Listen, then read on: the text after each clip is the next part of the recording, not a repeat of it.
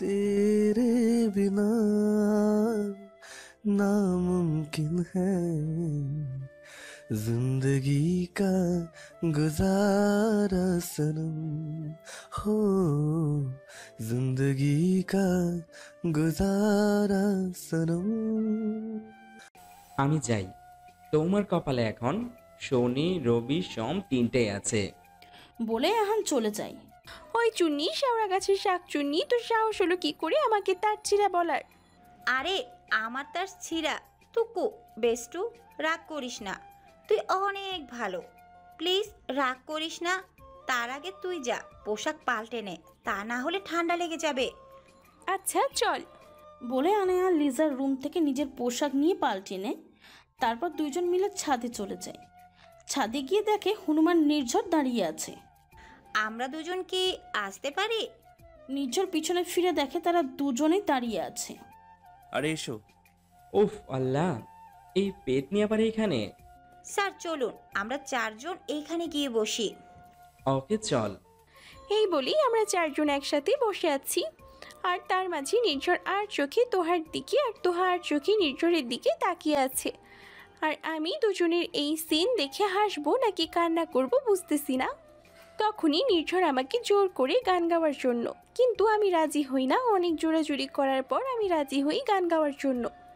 আনায়া, এবার একটা বাংলা গান হয়ে যাক। ওকে, এই বলে আমি গান গাইতে শুরু করি। যদি আরো কারে ভালোবাসো, যদি আরো ফিরে নাহি আসো, যদি আরো কারে ভালোবাসো,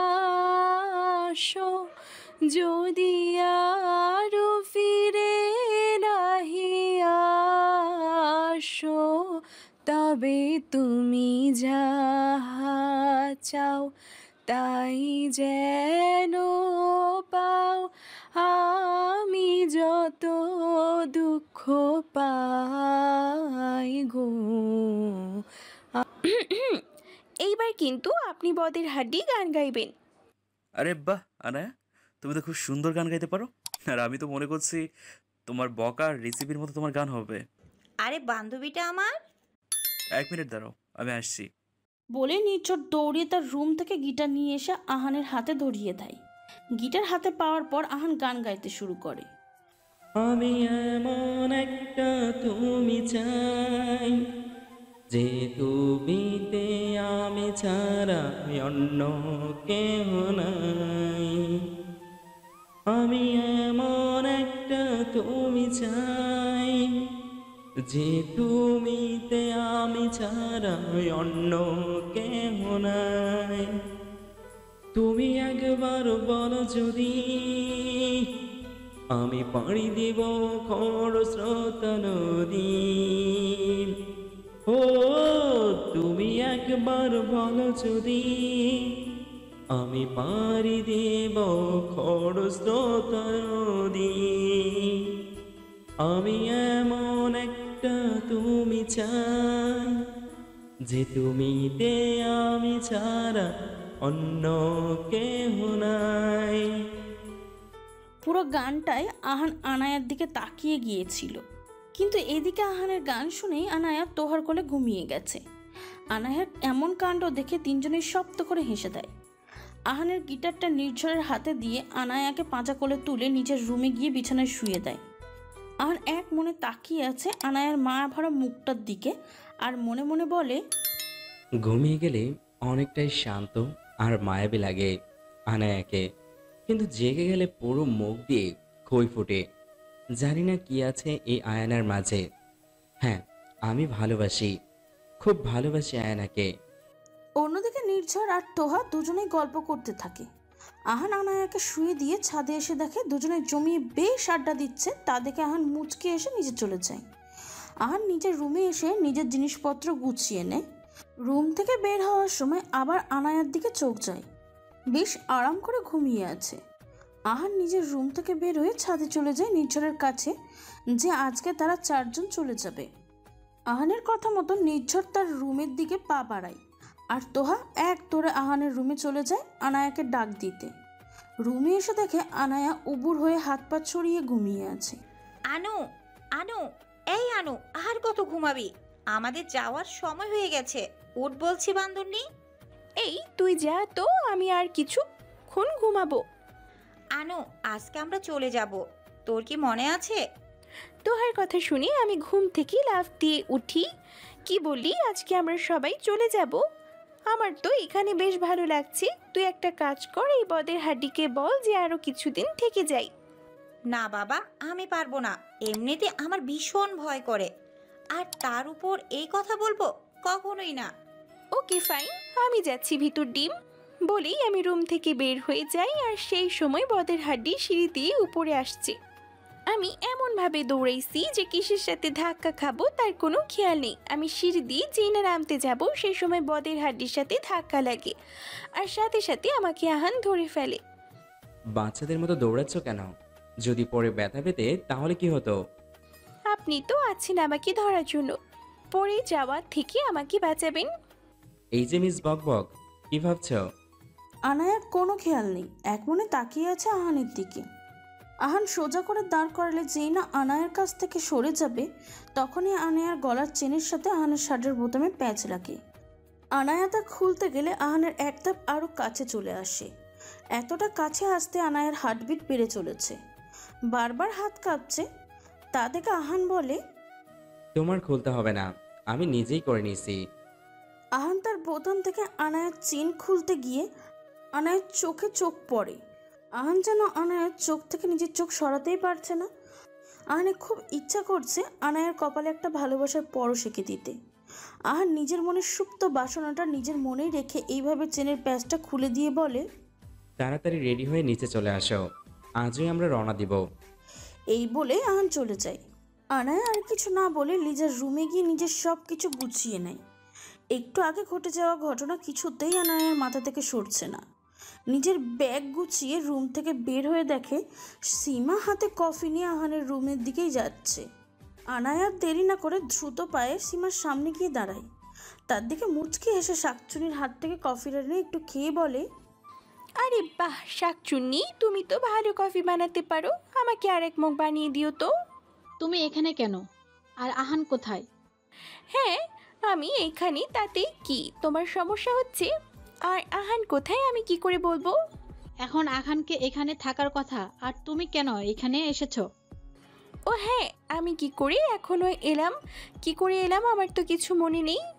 তুমি বলো আমি এখানে কি করে এলাম? মানে? মানে কিছুই না। শুনো, যখন তুমি আমাকে যাও যাও বলো, তখন আমার কানে আও আও শুনি। তার মানে তুমি বলতে চাইছো আমি কুত্তা? আরে কখন বললাম তুমি কুত্তা? তুমি তো কুত্তি। আর হ্যাঁ শোনো, সারাদিন ছাগলের মতো এত আহান আহান করো না তো। আহান শুধু আমার, আর আহান আমার হাজবেন্ড। হাজব্যান্ড মানে? আহান আমার হবে। ওহো, তাই বুঝি? হ্যাঁ অবশ্যই। দেখা যাক তাহলে কি হয়। বলে আনায়া চলে যায়। আনায়ার রুমে এসে দেখে তোহা আনায়ার সামনে দাঁড়িয়ে নিজের চুল ঠিক করছে। কি রে, তুই কি রেডি? চোখে কি দেখতে পারিস না যে আমি রেডি কিনা? চোখে তো দেখি কিন্তু কানে শুনি না। হয়েছে তো তাৎকালানি, চলো এবার। আমি আর তোহার রুম থেকে বের হয়ে সোজা নিচে চলে আসি। লিজা আর তার মামার কাছ থেকে বিদায় নিয়ে সারা বাড়িতে খাম্বাটাকে খুঁজতে থাকি। ব্যাপার কি, খাম্বাটা কই গেল? সারা বাড়ি খোঁজা শেষ করে কিছুতেই খাম্বাটাকে পাচ্ছি না। তাই আমি মন খারাপ করে খোঁজা বন্ধ করে দিতেই যাব, সেই সময় মনে পড়লে ছাদে তো খোঁজা হয়নি, যাই একবার ছাদে খুঁজে আসি। তারপর আমি দৌড়ে ছাদে গিয়ে দেখি মশাই ছাদের রেলিং ধরে আকাশের দিকে তাকিয়ে আছে। আমি তা দেখে চুপি চুপি গিয়ে তার পিছনে দাঁড়াই। আমার পিছনে দাঁড়িয়ে কি করছো? মানে আপনি কি করে জানলেন আমি এখানে আসছি? জেনেছি কোনো একভাবে। কোনো একভাবে মানে? আপনি এইভাবেই দাঁড়িয়ে আছেন কেন? এই তো বললেন আমাকে তাড়াতাড়ি রেডি হতে, তাহলে এইভাবে এখানে দাঁড়িয়ে আকাশের দিকে তাকিয়ে আছেন কেন? আজ তো আকাশে কোনো তারা নেই। এমনি দাঁড়িয়ে আছি।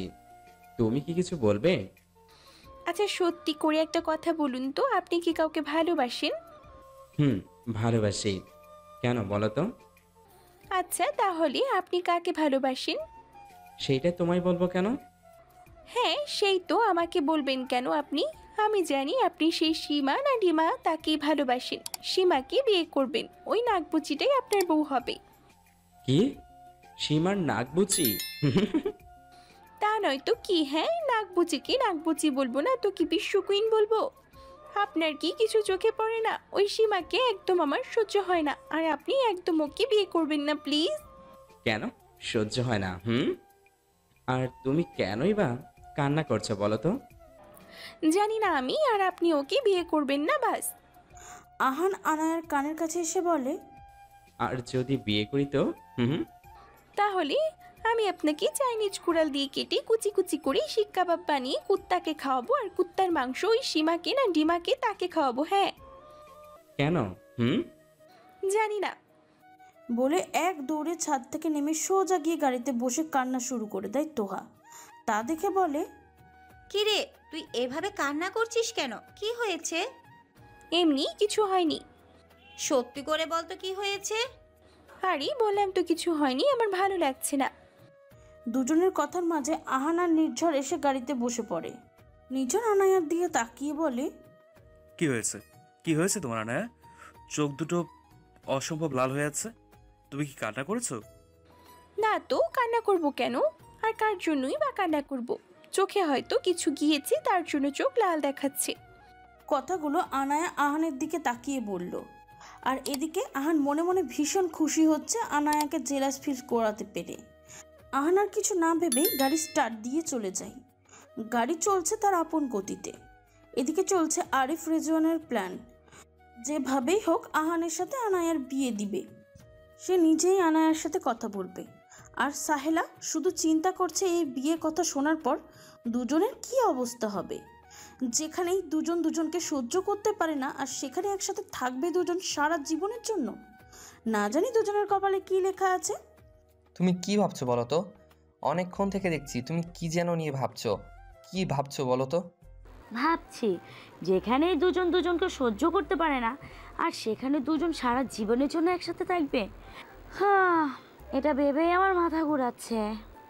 তুমি ওইসব নিয়ে ভেবো না, আমি আয়ানাকে রাজি করব। কিন্তু আনায়া তো আহানকে সহ্যই করতে পারে না, দুজন এক হলে শুধু ঝগড়া আর ঝগড়া করবে। শুধু কি আয়ানা, তোমার ছেলে কম কিসের? আমি তো এই প্রথম দেখলাম কোনো ছেলেকে কোমর বেঁধে ঝগড়া করতে। কিন্তু আর কোনো কিন্তু না, আয়ানার বিয়ে তো আহানের সাথে হবে। এই বলে আরিফ তার রুমে চলে যায়। আল্লাহ জানে দুজনের কপালে কি আছে। বলেই সাহেলা তার রুমে চলে যায়। এদিকে গাড়ি চালিয়ে আহান পৌঁছিয়ে যায় নির্ঝরের বাড়ির সামনে। নির্ঝরকে বিদায় দিয়ে তোহাকে তার বাসায় নামিয়ে দিয়ে আহান গাড়ি স্টার্ট দিয়ে চলে যায় নিজের বাড়ির উদ্দেশ্যে। আনায়া পুরো রাস্তায় আসার সময় চুপচাপ ছিল, একটা কথাও বলে নাই। আহানের ভীষণ খারাপ লাগছে আনায়া এতটা চুপচাপ থাকাতে। যেই মেয়ে সারাদিন বক বক করে আর এখন পুরো রাস্তায় একটা কথাও বলছে না। আহানের কাছে তা ভালো লাগছে না। হঠাৎ করে আহানের মাথায় একটা দুষ্টু বুদ্ধি আসে। ইস, কেন যে চলে আসলাম সীমাকে ছেড়ে। এখন তো কিছুই ভালো লাগছে না। ধুর, ফোন নাম্বারটাও আনি নাই। আনায়া আহানের মুখে সীমার কথা শুনে আবারও রেগে যায়। ওই শালা বদের হাড্ডি, তোর চোখে কি ওই সীমা ডিমা ছাড়া আর কোনো মেয়ে পড়ে না নাকি? না, চোখে পড়ে না। আচ্ছা, আমি না কিছু পোড়া পোড়া গন্ধ পাচ্ছি। আমার মনে হয় কেউ জ্বলছে। আর একবার যদি আপনার মুখে সীমা নামটা শুনি তাহলে আমি আপনাকে আমাকে আমাকে কি এক ভ্রু নাচিয়ে তাহলে আমি আপনাকে খুন করে ফেলবো। কে খুন করবে শুনি? খুন করব এই জন্য যে কারণ আমি আপনাকে তুমি আমাকে কি? কিছু না, সামনে দেখে গাড়ি চালান। বলে আনায়া বাইরের দিকে তাকিয়ে থাকে। কেন বুঝেন না আপনি যে আমি আপনাকে কতটা ভালোবাসি? বলেই চোখ দিয়ে এক ফোঁটা পানি গড়িয়ে পড়ে, কিন্তু আহান দেখার আগেই হাতের উল্টো পাশ দিয়ে পানিটা মুছে ফেলে। আহান প্রায় তার বাড়ির সামনে গাড়ি থামায়। সেই সময় আনায়া আর কিছু না বলে দ্রুত গাড়ির দরজা খুলে কিছু না বলে সোজা বাড়ির ভিতরে চলে যায়। আর এদিকে আহান আনায়ার যাওয়ার দিকে তাকিয়ে থেকে দীর্ঘ একটা নিঃশ্বাস ছাড়ে। আনায়া হল রুমে ঢুকেই মামনি বলে ডেকে ওঠে। আনায়ার কণ্ঠ পেয়ে সাহেলা আর আরিফ নিজেদের রুম থেকে বের হয়ে আসে। আরে মামুনি, চলে এসেছো তোমরা? হ্যাঁ পাপাই, এবার আমাকে তুমি বলো যে কেমন আছো। ভালো আছি। যাও, অনেক রাত হয়ে গেছে, নিজের রুমে গিয়ে ঘুমিয়ে পড়ো। আনায়ের উপর চলে আসে আহান, এসেই দুজনের সামনে দাঁড়ায়। কিছু না বলে চলে যেতেই আরিফ পিছন থেকে ডাক দিতেই আহান দাঁড়িয়ে পড়ে। কিছু বলবে বাবা? বলবো। আমি চাই তুমি আয়নাকে বিয়ে করো। কিন্তু বাবা, আমি বিয়ে... তোমার কোনো কথাই আমি আর শুনবো না। তুমি আয়নাকে বিয়ে করো, ব্যাস। বলে আরিফ তার রুমে চলে যায়। আহান আর কিছু না বলে নিজের রুমে চলে যায়। নিজের রুমে এসে জ্যাকেটটা খুলে বিছানায় গা এলিয়ে দেয়। প্রেম অবধি ঠিক হয়ে আছে, কিন্তু বিয়ে তাও আবার মিস বকবককে? জীবনটাই তেজপাতা। আর এদিকে আনায়া নিজের রুমে এসে বারান্দায় দাঁড়িয়ে আকাশের চাঁদের দিকে তাকিয়ে আছে। লিজার বিয়েতে আহানের সাথে ঘটে যাওয়া ঘটনাগুলো মনে করে আনমনেই হেসে দেয়। হঠাৎ আনায়ার ফোনটা বেজে ওঠে। কোন শাকচুনি রে? বাবা এত রাতে কল দিল, শান্তি তো কিছুতে ভাবতেও দেয় না। বলে রুমে এসে টেবিল থেকে ফোনটা হাতে নিয়ে দেখে তোহার কল। হ্যালো। কিরে, এবার তো সত্যি করে বল, তোর কি হয়েছে? ও নাকি নাক বুঝি সীমা ডিমাকে বিয়ে করবে। কে বিয়ে করবে? আহান।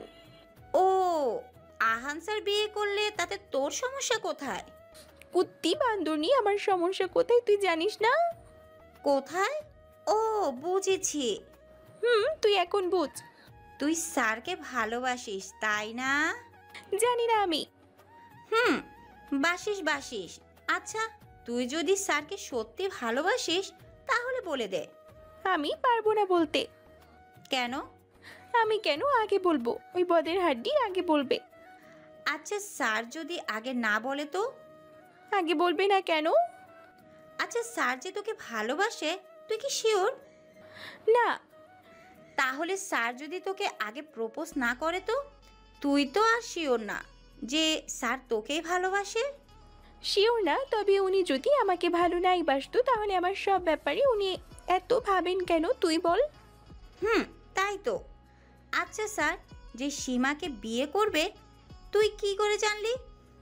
আমার মনে হচ্ছে উনাকে আমি জিজ্ঞেস করেছিলাম, কিন্তু উনি আমায় বলেনি। তাহলে তুই একটা কাজ কর, স্যারকে আগে তুই প্রপোজ করে দে। কেন? আমি কিচ্ছু জানি না, কিচ্ছু না। মন খারাপ করিস না, আর কিছুদিন দেখ, তারপর তুই যা ভালো মনে করিস তাই করবি, কেমন? ওকে, তাহলে ঘুমিয়ে পড়, এখন রাখছি, বাই। বাই। কলটা কেটেই আনায়া বিছানায় শুয়ে ঘুমের রাজ্যে পাড়ি দেয়। আর এদিকে আহানও আনায়ার কথা ভাবতে ভাবতে ঘুমিয়ে যায়। পরের দিন সকালে মিষ্টি রোদ আনায়ার মুখে পড়লে তার ঘুম ভেঙে যায়। আড়মোড়া ভেঙে বড় একটা হাই তুলে বিছানা ছেড়ে ফ্রেশ হতে ওয়াশরুমে চলে যায়।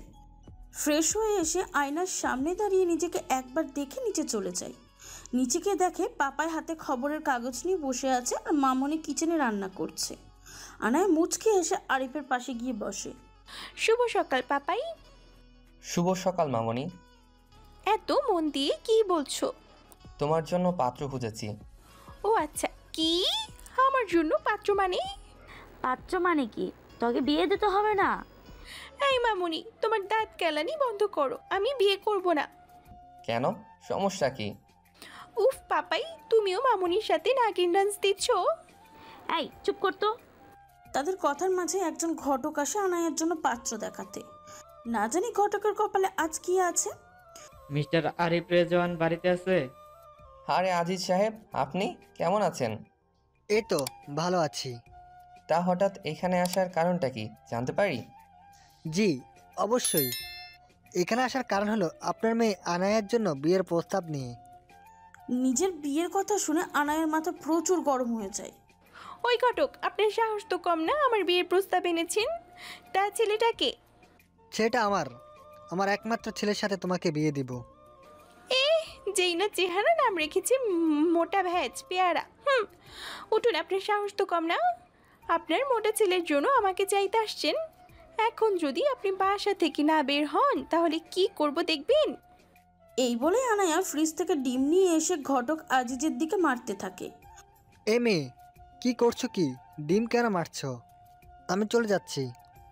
বলেই আজিজ তাড়াতাড়ি করে বাসা থেকে বের হয়ে বলে, বাবারে বাবা, এইরকম মেয়ে আমি জীবনেও দেখিনি বলেই সেখান থেকে চলে যায়। আর আনায়ার এসব কাণ্ড দেখে আহান উপরে দাঁড়িয়ে হাসছে। এই আনায়া, এবার তো থাম। আর একটা কথা বলতো, তুই ডিম কোথা থেকে পেলি? কেন, তুমি জানো না? ফ্রিজ থেকে। কি, তুই ডিমগুলো এভাবেই নষ্ট করলি? তো কি হয়েছে, মনে হয় পাপাই গরিব? আমি কখন বললাম তোর পাপাই গরিব? হয়েছে, এত বকবক না করে নাস্তা দাও, পেটে ইঁদুর দৌড়াচ্ছে। সবাই আনায়ার কথা শুনে একসাথে হেসে দেয়। চারজন মিলে একসাথে সকালে নাস্তা করে। আনায়া নাস্তা করা শেষ হলে তোয়া এসে হাজির হয়। আনু, তো কি হলো? তাড়াতাড়ি চল, দেরি হয়ে যাবে তো। হবে না, চল, আমি রেডি। পাপাই মামুনি, আমি আসি। বলে আনায়া আহানের দিকে তাকিয়ে তোহাকে নিয়ে চলে যায়। প্রায় ঘন্টাখানিক পরেই তারা অফিসে চলে আসে। অফিসে আসতে না আসতে এক গাদা ফাইল ম্যানেজার এনে আনায়ার টেবিলে রাখে। মিস আনায়া, ফাইলগুলো চেক করে আহান স্যারের কেবিনে রেখে আসবেন। বলেই ম্যানেজার চলে যায়। শালা মোটা ভ্যাজ কোথাকার, আজকেও মনে হয় বউরা ধুরা পিটানি দিছে, তার জন্য আসতে না আসতে এত ফাইল আমার কাছে ঝুলিয়ে দিল। এত ফাইল দেখে তো আমার মাথা ঘুরাচ্ছে। দূর। আহান তার অফিসে এসে আনায়াকে না দেখার ভান করে নিজের কেবিনে চলে যায়। কি ব্যাপার বলতো? আহান স্যার আজকে তোকে চিনছেই না?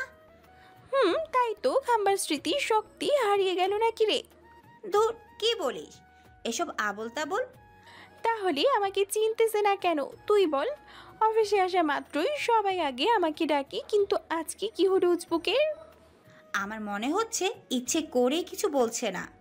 তখনই তোহার ফোনে সাহেলা কল আসে। ফোনটা রিসিভ করতেই ওপাশ থেকে, হ্যালো তুহা। জি আন্টি, বলুন। আনায়া কি তোমার সাথে? জি আন্টি, কেন বলুন তো? শোনো, আজকে যেভাবে পারো আনায়াকে নিয়ে তাড়াতাড়ি করে বাড়ি চলে আসবে। কেন আন্টি? কারণ তোমার আঙ্কেল আনায়ার সাথে আনায়ার বিয়ে দেবে, একদম ঘরোয়াভাবে। সত্যি আন্টি? সত্যি। শোনো, কিছুক্ষণ পরে নির্ঝর যাবে আহানকে আনতে। তুমি যেভাবে হোক আনায়াকে নিয়ে চলে আসবে। আর হ্যাঁ, আনায়া যেন না জানে। ওকে আন্টি, বাই বলে কলটা কেটে দে। কি রে, কে ফোন করেছে? নির্ঝর নাকি? হ্যাঁ, শোন, স্যারকে তুই নিজে গিয়ে জিজ্ঞেস কর যে কেন তোর সাথে কথা বলছে না। হ্যাঁ, অপমান হওয়ার জন্য, তাই না? আচ্ছা থাক, বলতে হবে না। তুই তাড়াতাড়ি কাজ শেষ করে আমি আর তুই আজকে বাইরে যাব। ওকে। আর এদিকে নির্ঝর এসে হাজির হয় আহানের অফিসে। ভিতরে ঢুকতেই চোখে পড়ে তোহাকে। তোহার দিকে তাকিয়ে মুচকি এসে চলে যায় আহানের কেবিনের দিকে। তার কিছুক্ষণ পরে কেবিন থেকে বের হয়ে আসে দুইজন। বাইরে বের হওয়ার সময় তোহাকে ইশারা করতেই তোহা বুঝে যায়। নির্ঝর আহান বের হলে তোহাও আনায়াকে তাড়া দেয় তাড়াতাড়ি কাজ শেষ করার জন্য। তোহার এমন ব্যবহার দেখে বলে, আজ তোর কি হলো যে এইভাবে আমাকে তাড়া দিচ্ছিস? ব্যাপার কি? না মানে এইভাবে তাকানোর কি আছে? বাহিরে যাব তার জন্যই। আচ্ছা ঠিক আছে, চলো, বাকি কাজ পরে শেষ করব। চল। বলে দুজন বের হয়ে যায়। ওইদিকে আরিফ বাড়িটা খুব সুন্দর করে সাজিয়েছে। হাতে গোনা কিছু পরিচিত লোক বলেছে, কাজীকে আগেই বলে রেখেছে ঠিক সময় কাজী এসে পৌঁছিয়ে যাবে। সাহেলা নিজের স্বামীর কাণ্ড দেখে মনে মনে দোয়া পড়লে ভালোই ভালোই যেন বিয়েটা হয়ে যায়। সত্যি কি দুজনের ভাগ্য দুজনে আছে, না অন্য কিছু হতে চলেছে? আমি আর তোহা বের হয়ে নিজের বাড়িতে এসে অবাক হয়ে যাই। বিভিন্ন লাইটসের ফুল দিয়ে বাড়িটা সাজানো। আমি তোহার দিকে তাকিয়ে দেখি বান্দরনি মিটমিট করে হাসছে। আমি কিছু বলতে যাব, সেই সময় আমার সামনে পাপাই এসে হাজির হয়। আয় না, চলো আমার সাথে।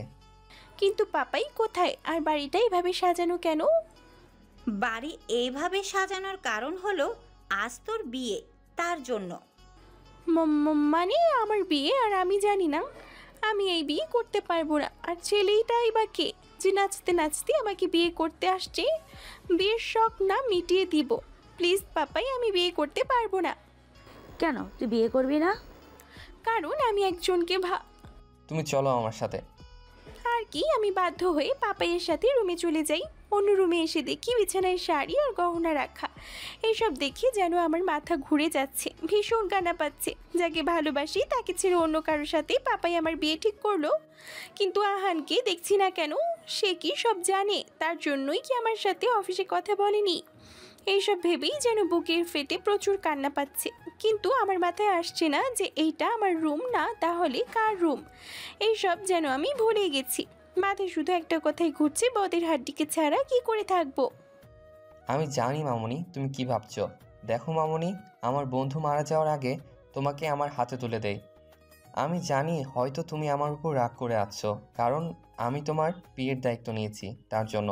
কিন্তু বিশ্বাস করো, আমি চাই তুমি সুখী হও, আর যার সাথে তোমার বিয়ে হবে সে তোমাকে ভীষণ ভালোবাসে। সেজন্যই আমি তোমাকে না জানিয়ে এই কাজটা করেছি।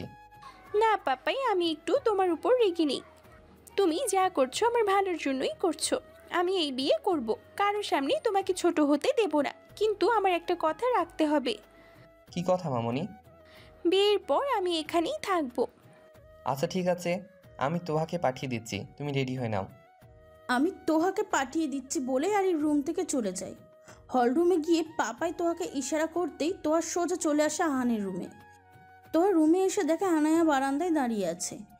দাঁড়িয়ে থাকতে ভুল হবে, আনায়ার চোখ দিয়ে পানি পড়ছে। আনো। আনায়া তাড়াতাড়ি করে হাতের উল্টো পাশ দিয়ে চোখ মুছে মুখে হাসি টেনে পিছনে ফিরে তাকিয়ে দেখে তোহা দাঁড়িয়ে আছে। কিরে, বারান্দায় কি করছিস? স্যারের কথা মনে পড়ছে তাই না? জানি না। আচ্ছা সব বাদ দে, এখানকার বস তোকে রেডি করিয়ে দেই। আমি আর কিছুই না বলে চুপচাপ আয়নার সামনে বসে পড়ি। তোহা খুব সুন্দর করে নিজের হাতে সাজিয়ে দিচ্ছে। আমার যেন কোনো কিছুই খেয়াল নেই। আমি তো আহানের সাথে কাটানোর সময়গুলো মনে করছি। প্রায় ঘন্টাখানিক সময় আমাকে সাজানো শেষ হলো। মামনি রুমে এসে দেখে আমি বউ সেজে বসে আছি। আরে বাহ, আমার মেয়েটাকে তো খুব সুন্দর লাগছে, কারো যেন নজর না লাগে। এই বলেই মামনি তোহাকে ইশারা করে যেন কোনোভাবেই আমি এই রুম থেকে না বের হই। আর এদিকে আহানকে বর সাজিয়ে নির্জন নিয়ে আসে বাড়িতে। আহান বাড়িতে ঢুকেই অবাক, অল্প সময়ের মাঝে এত কিছু করে ফেলেছে তার বাবা। আহান আর কিছু না ভেবে সোফায় গিয়ে বসে পড়ে। সকল আত্মীয় স্বজনরা সবাই ভীষণ আনন্দ করছে। আহানের অফিসের কিছু স্টাফরা এসেছে, তাদের সাথে লিমনও আসে। লিমন যেন এইসব সহ্য করতে পারছে না, আর থাকতে না পেরে রাগে বাইরে চলে যায়। না না না না, এটা হতে পারে না। তোমার যদি বিয়েও হয়, আমি তোমাকে শান্তিতে সংসার করতে দেব না আনায়া। সেদিন তোমাকে ফলো করার কারণে আমার গায়ে হাত তুলেছে মিস্টার আহান রেজওয়ান। আমি বলবো না সেদিনের মারের কথা, এই সত্য আমি নিবই। তোর থেকে আনায়াকে আলাদা করে মিস্টার আহান রেজওয়ান খান। খানবাড়িটা যেন আনন্দে ভরে উঠেছে। কিছুক্ষণ পর কাজী চলে আসবে। অফিসের স্টাফরা সবাই মিলে আহানের সামনে দাঁড়িয়ে আছে, আর কিছু মেয়েরা মিলে আনায়ার সাথে আছে। আরিফা সাহেলা আজ ভীষণ খুশি।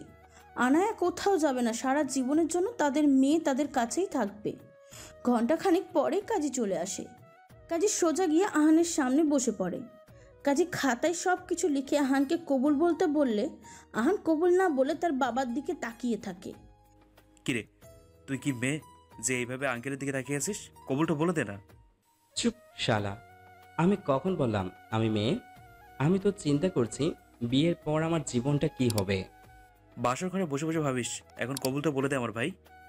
আর কি, নির্ঝরে জোড়াজোড়িতে আহান 3 বার কবুল বলে দেয়, আর সবাই আলহামদুলিল্লাহ বলে ওঠে। কাজী আহানের কাছ থেকে উঠে উপরে চলে আসে সাহেলা আর আরিফের সাথে। আনায়া মাথা নিচু করে বসে আছে। সে কি করে পারবে আহানকে ভুলে নিজের মনে অন্য কাউকে আপন করে নিতে? এইসব ভেবেই যেন আনায়ার চোখ দিয়ে এক ফোঁটা পানি গড়িয়ে পড়ে। কাজী সোজা এসে আনায়ার সামনে বসে খাতায় সব কিছু ঠিক করে লিখে আনায়াকে কবুল বলতে বলে, কিন্তু কোনোভাবেই আনায়ার মুখ দিয়ে কবুল শব্দটা বের হচ্ছে না। তার চোখ দিয়ে অঝরে পানি পড়ছে। সে পারছে না কবুল বলতে, তার বুকটা ফেটে যাচ্ছে। আনায়াকে এমন শান্তভাবে বসে থাকতে দেখে আরিফ তার মাথায় হাত রাখতেই আনায়ার চোখ তুলে তাকায়। আনায়ার ভীষণ চিৎকার করে বলতে মন চাইছে যে এই বিয়ে সে করবে না, কিন্তু কোনো একটা কারণ তার হাত পা বাঁধা। আনু, কবুলটা বলে দে। আনায়া করুণ চোখে তাকিয়ে আছে তোহার দিকে। তোহা আনায়ার এমন চেহারা দেখে হাসবে না কান্না করবে বুঝতে পারছে না। এই পেতনি কি একটুও বুঝতে পারছে না যে বিয়েটা তো আহান স্যারের সাথেই হচ্ছে? হাই রে বলদি। আনায়া মা, কবুলটা বলে দে। আমি আর তোর পাপাই তো তোর খারাপ চাইবো না, বিশ্বাস রাখ আমাদের ওপর। কাজী সাহেব বসে আছে, কবুলটা বলে দে না মা। আনায়া না পেরে 3 কবুল বলে দেয়। সবাই একসাথে আলহামদুলিল্লাহ বলে ওঠে। কাজী চলে যাওয়ার পর তোহা আনায়াকে নিয়ে তার মামনির রুমে নিয়ে যায়। যাওয়ার সময় তোহা বারবার বলছে, আনায়া একবার তুই নিচে তাকা, দেখ তোর সাথে কার বিয়ে হয়েছে। কিন্তু আনায়া মাথা নিচু করে তার মামনির রুমে চলে যায়। একটাবারও মাথা তুলে দেখলো না যে কার সাথে তার বিয়ে হয়েছে। তোহা আনায়াকে বসিয়ে সাথে কিছু মেয়েদের বসিয়ে দিয়ে তাড়াতাড়ি করে আহানের রুমটা সাজাতে লেগে পড়ে। নির্ঝর হাতে ফুল নিয়ে দেখে তোহা রুম সাজাচ্ছে। কথা পরে বলা যাবে, তাড়াতাড়ি আসুন, রুম সাজানো শেষ করি। ও হ্যাঁ। প্রায় অনেক সময় নিয়ে খুব সুন্দর করে আহানের রুমটা সাজানো হয়। তোহা নির্ঝরকে বলে আনায়াকে আনতে। তোহার বাকি মেয়েরা মিলে আনায়াকে আহানের রুমে বসিয়ে দিয়ে চলে যায়। আনায়া এখনও মাথা নিচু করে বসে আছে। আস্তে আস্তে বাড়ির মেহমানরা সবাই খাওয়া দাওয়া করে চলে যায়, আর বাসায় থেকে যায় তোহা আর নির্ঝর। ছাদে দাঁড়িয়ে নির্ঝর আহানের সাথে কথা বলছে। তুই তো মিঙ্গেল হয়ে গেলি, আমি তো সিঙ্গেলই রয়ে গেলাম। কিরে কিছু তো বল। কি বললো মিস বকবক? এর সাথে থাকলে আমার জীবনটা আসলেই তেজপাতা হয়ে যাবে। স্যার, রাত তো অনেক হলো, এবার আপনি আপনার রুমে যান। আনায়া বসে আছে আপনার জন্য। আমার জন্য না, মাথা নষ্ট করার জন্য বসে আছে। আহান আর কিছু না বলে সোজা ছাদ থেকে নেমে নিজের রুমের দিকে পা বাড়ায়। কিছুক্ষণ পর আহান তার রুমে এসে দেখে আনায়া চুপ করে মাথা নিচু করে বসে আছে। ও মিস বকবক, এইভাবে কি বসে থাকবে, নাকি বেড থেকে নেমে আমাকে সালাম করবে? আনায়ার কণ্ঠটা চেনা চেনা লাগতে তাড়াতাড়ি করে মাথা তুলে দেখে আহান দাঁড়িয়ে আছে। বেড থেকে আস্তে করে নেমে আহানের সামনে দাঁড়িয়ে বলে, আপনাকে সালাম করব কেন? বিয়ে তো আর আপনার সাথে হয়নি। ও আচ্ছা, তাই বুঝি। বিয়ে যখন হয়নি তাহলে আমার রুমে বসে আছো কেন? মানে আপনার রুম হবে কেন? এটা তো আমার রুম বলি পুরো রুমে একবার চোখ ঘুরাই, আমি বেশ অবাক হয়ে যাই। এটা তো সত্যি এই বদের হাড্ডির রুম। সরি, আমি আসছি। বলে যেই না আনায়া চলে যাবে তখনই আহান তার হাত ধরে ফেলে।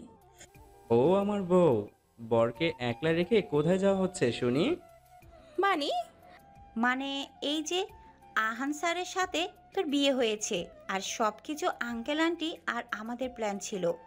আহারে, আমার বান্ধবী একটুও বুঝতে পারলো না যে কার সাথে বিয়ে হলো। তার মানে আমাকে বোকা বানানো হলো? অনেক হয়েছে মজা করা, আমরা এবার আসি বলে এই দুজন রুম থেকে বের হয়ে যাই। দুইজন চলে গেলে আহান দরজাটা লাগিয়ে আনায়ের দিকে তাকিয়ে বলে, ভালোবাসি আনায়া, খুব ভালোবাসি। হবে কি আমার চলার পথের সঙ্গী, থাকবে কি সারা জীবন আমার হয়ে। জানি না কখন কিভাবে তোমাকে ভালোবেসে ফেলেছি, শুধু এইটা জানি আমি তোমাকে অনেক ভালোবাসি। বলে আহান দুই হাত মিলে ধরলো। আনায়া দৌড়ে এসে আহানকে জড়িয়ে ধরে। আমিও খুব ভালোবাসি বদের হাড্ডি, খুব ভালোবাসি। সত্যি কি তাদের কপালে এত ভালোবাসা সইবে? থাকতে পারবে কি দুজনে একসাথে, নাকি তাদের ভাগ্য অন্য কিছু লেখা আছে? সকালের মিষ্টি রোদে আনায়ার ঘুম ভাঙে। ঘুম থেকে উঠে দেখে আহান নিচে পড়ে আছে। নিচে পড়ে থাকতে দেখে কাল রাতের কথা মনে পড়ে যায়। এই রে, এই বদের হাড্ডি সারা রাত নিচে ছিল। আল্লাহ, ঘুম থেকে জেগে গেলে আমার 12টা বাজাবে। ভাগ আনায়া ভাগ। যেই না আনায়া দৌড় দিতে যাবে তখনই আহান আনায়ার পা ধরে নিচে ফেলে দেয়। ও আল্লাহ গো, আজকে আমার কোমর শেষ। এখন কি আমাকে বিয়ে করবে? মামুনি, দেখে যাও, তোমার বদের হাড্ডির ছেলে আমার কোমরটাই ভেঙে দিল। এই চুপ, সব সময় ফালতু কথা। এক চড় মেরে না সব দাঁত ফেলে দিব। আর তোমার বিয়ে হবে মানে? বিয়ে তো হয়ে গেছে, তাও আবার আমার সাথে। ঠাড়া পড়ুক, বেশি করে ঠাড়া পড়ুক, আমাকে ব্যথা দেওয়ার জন্য। ও তাই, ওকে, তোমার ব্যথা দূর করছি। আহান আনায়াকে পাঁজা কলে তুলে বেড়ে শুয়ে দেয়। কি দেখছেন এমন করে? এর আগে কি আপনি আমাকে দেখেননি? এত কথা বলো কেন? কিছু সময়ের জন্য মুখটা বন্ধ রাখতে পারো না? কথা না বললে তো আমার মুখ চুলকায়। ও তাই? আহানের কিছু না বলে আনায়ার কপালে ভালোবাসার পরশ এঁকে দেয়, আর আনায়া পরম আবেশে চোখ দুটো বন্ধ করে নেয়। আহান মুচকি হেসে আনায়ার ঠোঁটে নিজের ঠোঁট শুয়ে দিতেই তাড়াতাড়ি করে আনায়ার চোখ খুলে ফেলে। আনায়া এমন চেহারা দেখে আহান শব্দ করে হেসে দেয়। এইটা কি হলো? যা হবার হলো, 1 মিনিট দাঁড়াও। বলে আহান কাভার্ডের সামনে দাঁড়িয়ে কাভার্ডটা খুলে সুন্দর একটা বক্স হাতে করে এনে আনায়ার সামনে ধরে। এটা কি? খুলে তো দেখো। বলে আনায়ার হাতে দিয়ে দেয়। আনায়া তাড়াতাড়ি করে আহানের হাত থেকে নিয়ে বক্সটা খুলে দেখে খুব সুন্দর একটা চেন আর তার সাথে একটা লকেট।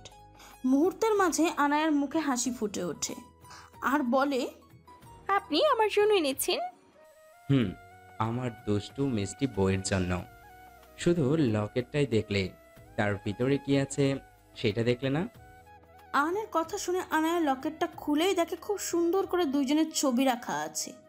তা দেখে আনায়ার চোখ দিয়ে এক ফোঁটা পানি গড়িয়ে পড়ে। কি হলো, তুমি কান্না করছো কেন?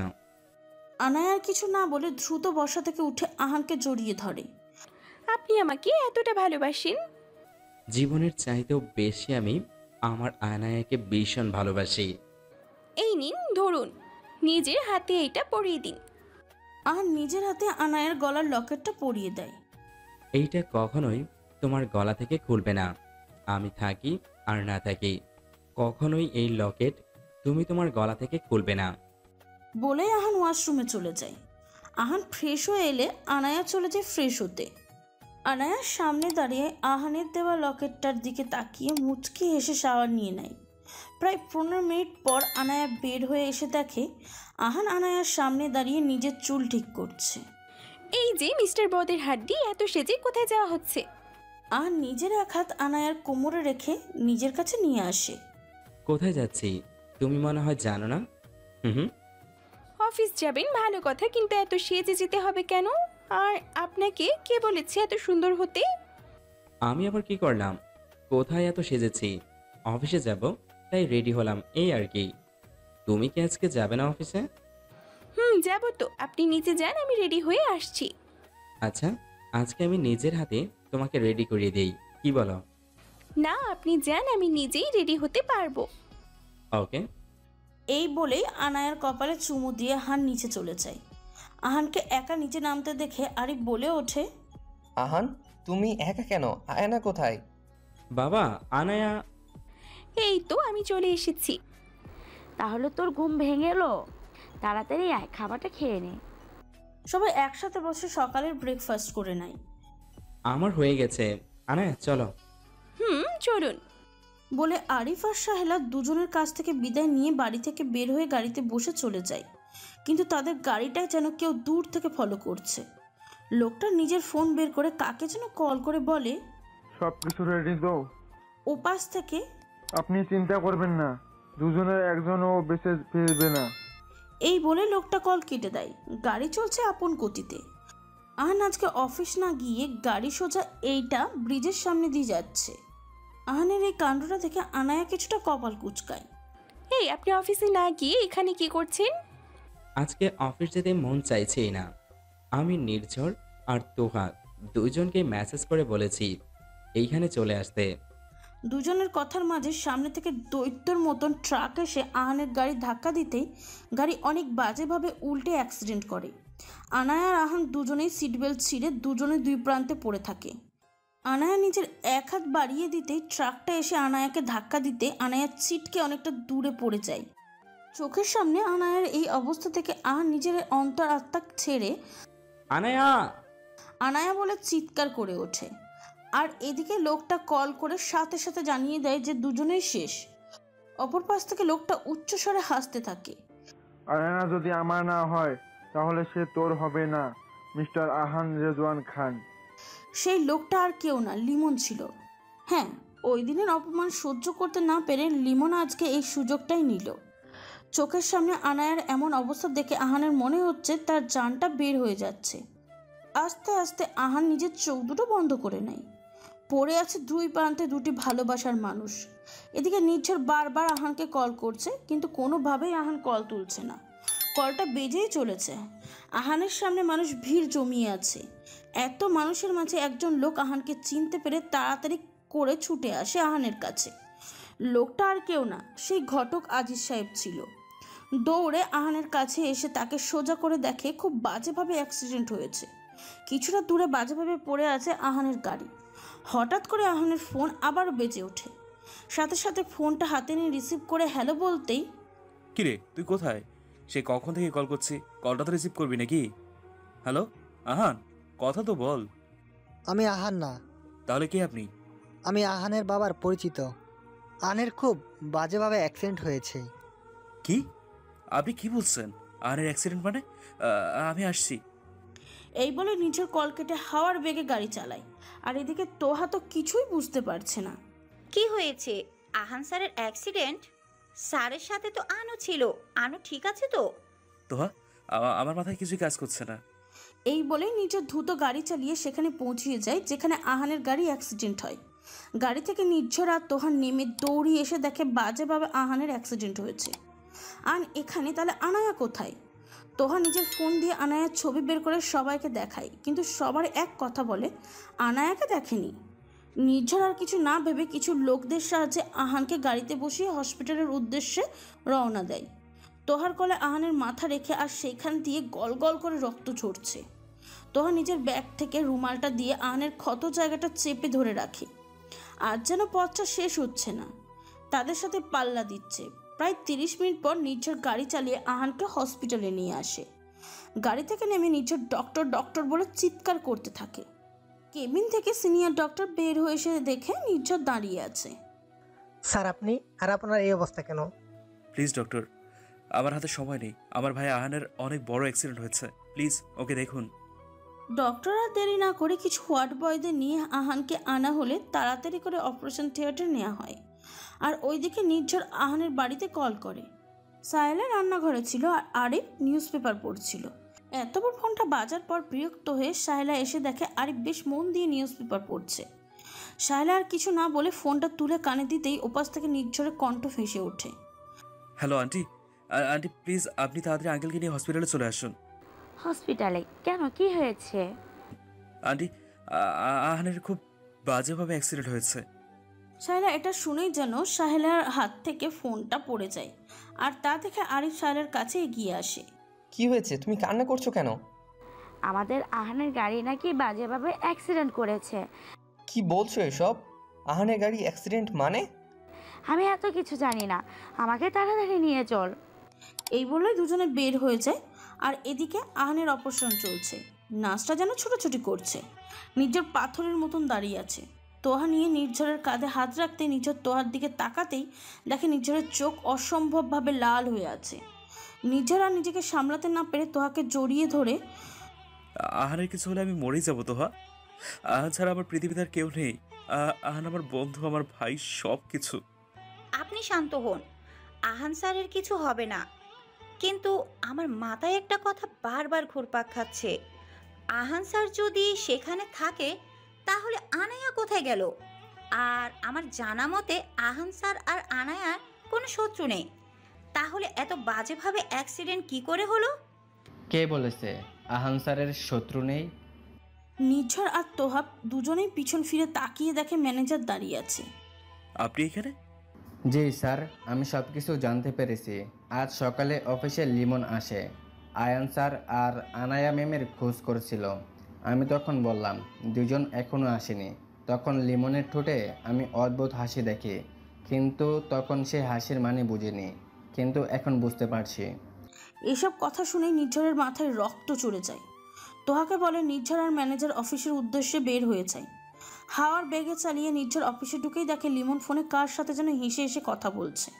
নিজের দ্রুত পায়ে গিয়ে লিমনের শার্টের কলারটা টেনে নিজের দিকে ফিরিয়ে নিজের সর্বশক্তি দিয়ে নাক বরাবর একটা ঘুষি মারে।